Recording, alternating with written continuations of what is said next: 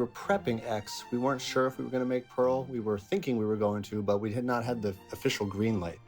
So we were kind of playing around with ideas and planning little Easter eggs based on the script and little bits of wallpaper here and props here and there. But it wasn't until we got the final green light that we really went ahead and prepped Pearl for real, which I think we did over the course of 3.5, 4 weeks in between production of X and Pearl.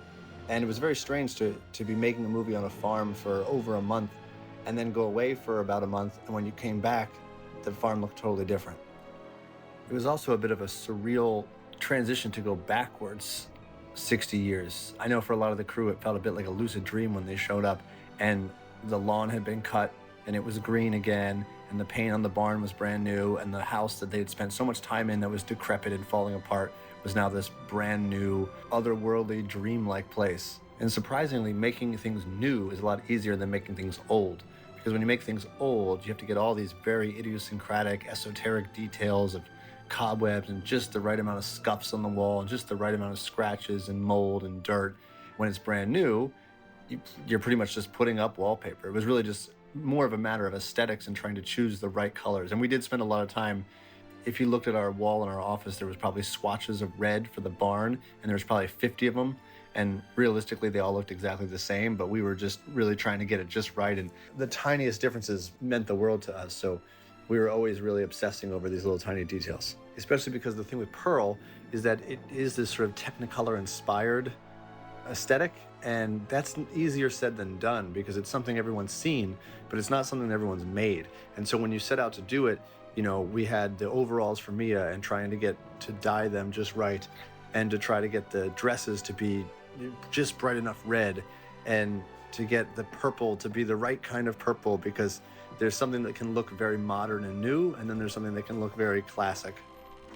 One of the strangest moments was when we finished X and we had, I don't know, maybe a day off and we went back into the production office and it had completely changed. It had gone from being this 1970s inspired production office into this very strange golden age of Hollywood type experience. And it was very bizarre to step into a room and look at props that were so removed from the movie we had just spent so much time making. We'd been obsessing over props for months, and now there was all these new props and they looked totally different. And it was really interesting to kind of go backwards into a different world because it's not a situation you ever find yourself in. I mean, this is incredibly rare that this movie was greenlit before even making the first one. So we were really building out the world in real time, and it was really a trip for everybody.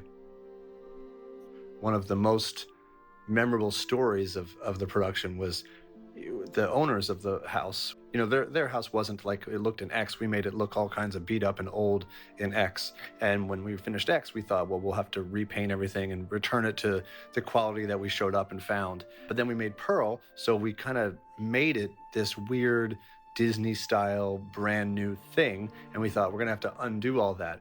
But actually, they fell in love with it and they were really inspired by it. So as far as I know, if you went to their house in New Zealand today, it looks exactly like it does in Pearl. So somewhere out there, there's a family living in that house, in that world that we created.